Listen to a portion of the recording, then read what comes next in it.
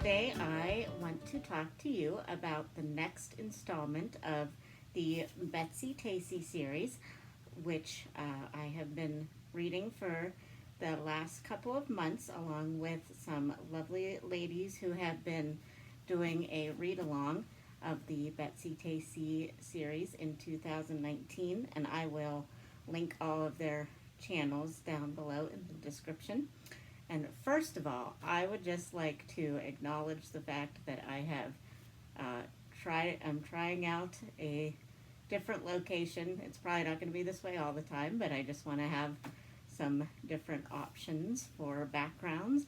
And I would like to acknowledge my springy polka dot theme in my shirt, in my mug of coffee, and my little design up on my board here, and I am just really overwintered. But anyway, let's get into it. So the February reading list for the Betsy-Tacy 2019, which is the hashtag, which I will also put down below, was the two stories Betsy and Tacy Go Over the Big Hill and Betsy and Tacy Go Downtown.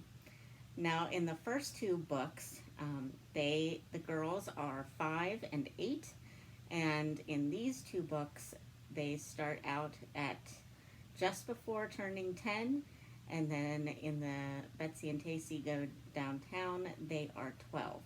So it appears that every book, they get a couple of years older. Let's talk about Betsy and Tacy Go Over the Big Hill first.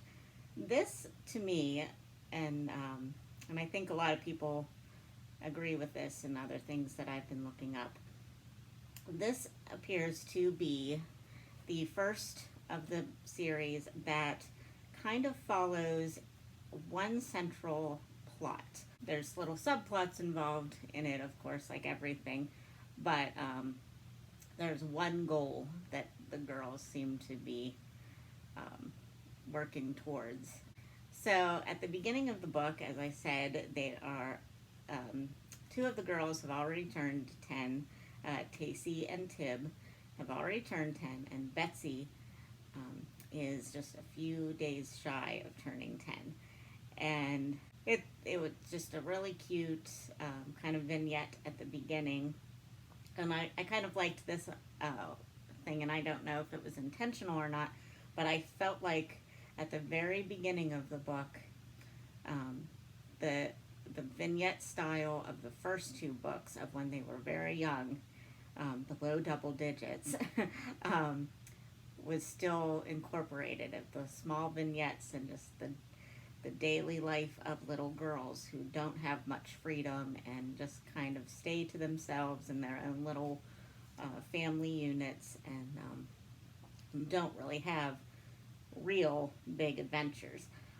So in the first couple of chapters, we see Betsy, Tacy, and Tib talking about being 10 and how they're almost grown up now, and just all the things that children always think whenever they turn double digits, that, well, they are just going to be allowed to do all the things now.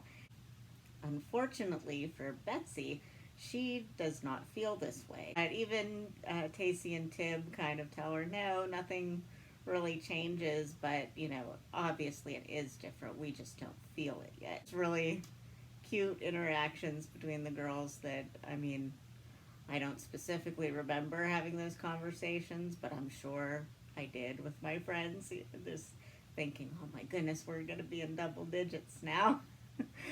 Things will be so different for us now. But the twist is that nobody seems like they care that Betsy's turning 10. And it just really puts Betsy in a funk, and of course it all turns out okay. She gets the celebration that she is hoping for and wasn't expecting, and just the way that Maud Hart Lovelace depicts her emotions just throughout that day, from waking up and feeling disappointed, and everybody seems like they just don't care. And right through what does happen in the celebration that she does get, and the feelings there, it does just, it brings you back to your childhood. It was just, that was really sweet. But then after she turns 10, the writing style sort of changes a little bit, in that we now have one kind of theme to the rest of the book.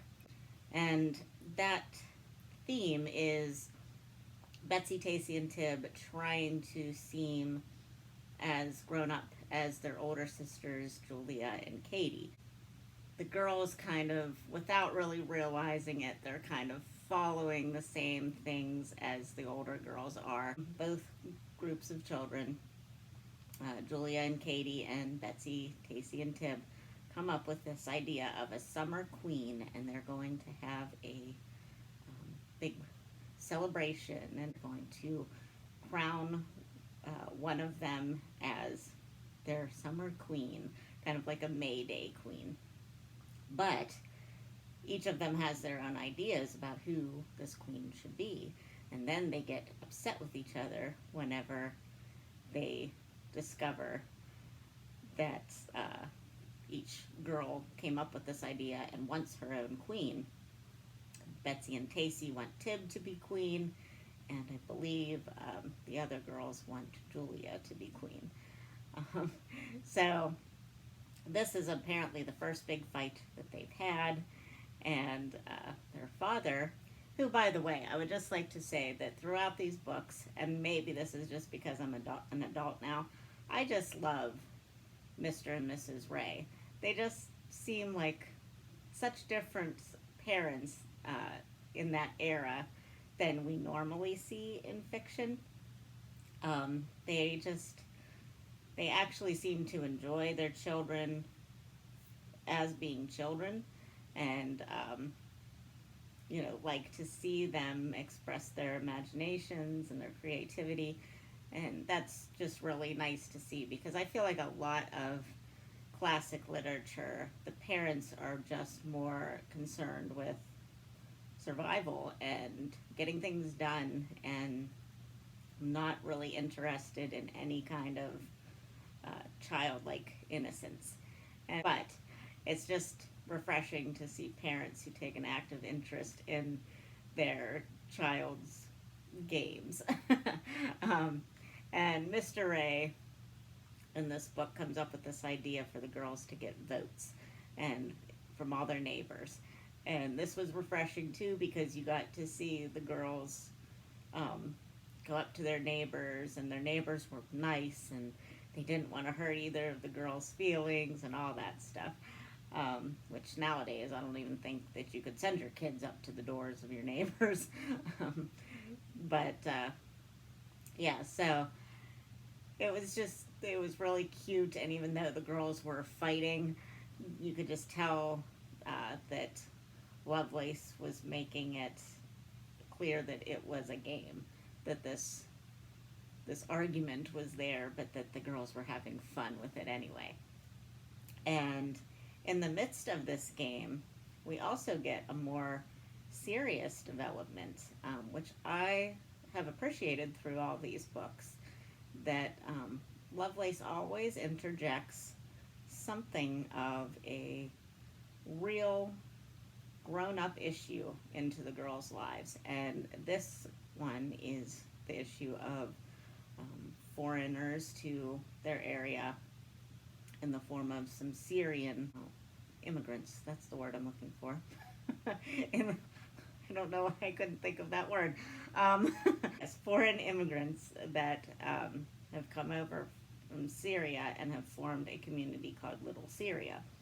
And through a series of events, the girls meet another little girl who doesn't even speak English. Some of the boys in their school pick on her and bully her, and it was just really sweet to see the girls just interact with her, even though she couldn't speak their language. They figured out how to interact with her and even teach her some English in one little afternoon while they were picnicking. Um, yeah, it was just really sweet to see that. And then later on, when the girls are trying to get votes, they come across the girl's family, and they know of who the girls are, and because obviously their friendship has made an impression on this little girl, and she's gone home and told her family about it, and it becomes a whole thing. And I'm not going to spoil the ending for you, because it is just a really sweet ending, and it shows how children just don't care. If you're nice and you want to play, and if you're willing to put in the effort to try to make a game of something, then they don't care if you can't even speak their language. And that was the thing that mainly stuck with me through the first of the February books. Was just the interactions with the Syrian girl and her family, and just from the younger girls, and then also from their families. They included them too. It wasn't just that the girls met this little girl and, okay, yeah, you can have fun with them, but don't ever bring them to our house. That was not the case at all. And that was just something that I felt was very heartwarming to see. So yeah, that was the first of the two books that I read in February. Betsy and Tacy Go Over the Big Hill. And now I'll get to the second book, Betsy and Tacy Go Downtown. In Betsy and Tacy Go Downtown, they are now 12 years old. And this was probably one of my favorite ones so far. Mainly because it had theater involved, which I am active in the theater community, or at least I was. I'm taking a rather long hiatus, but I do still find myself involved once in a while. So it was just really neat to see what Edwardian theater was like, and how the community reacted to the theater troops that came into town.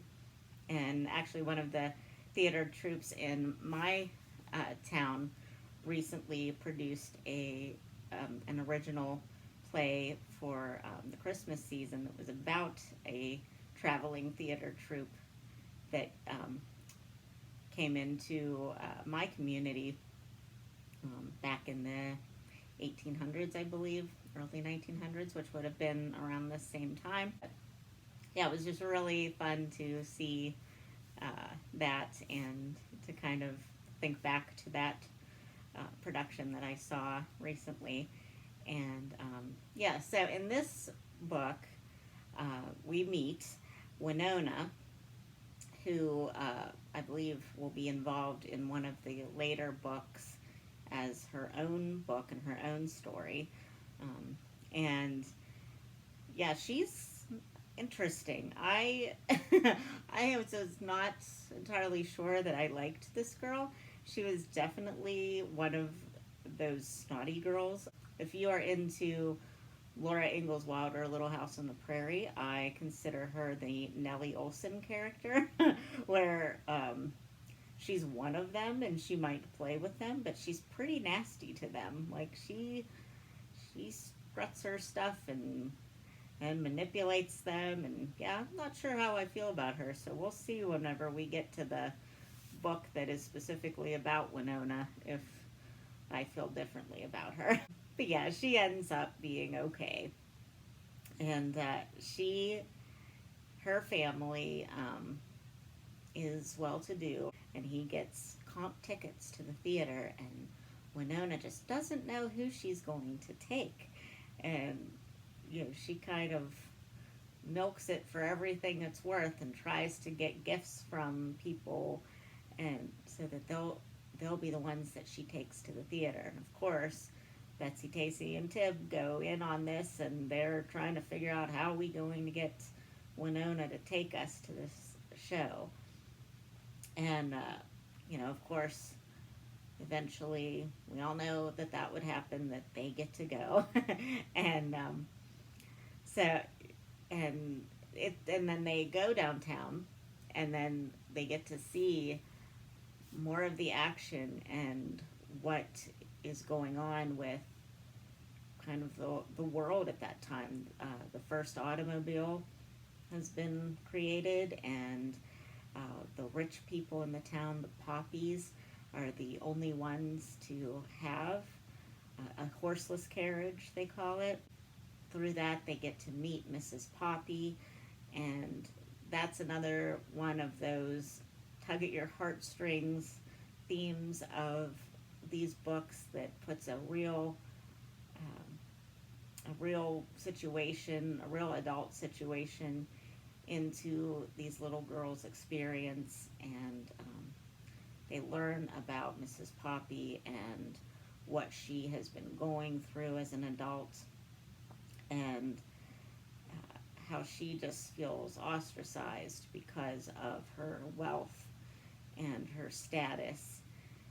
The girls get to know Mrs. Poppy, and she's just very different from what the rest of the community seems to think she is, and that was just really heartwarming. And then what Mrs. Poppy does for Betsy's family, there is also a situation that involves the theater and Betsy's mom and a family member, and just what Mrs. Poppy is able to do for a woman that she doesn't even know in that situation was just really great.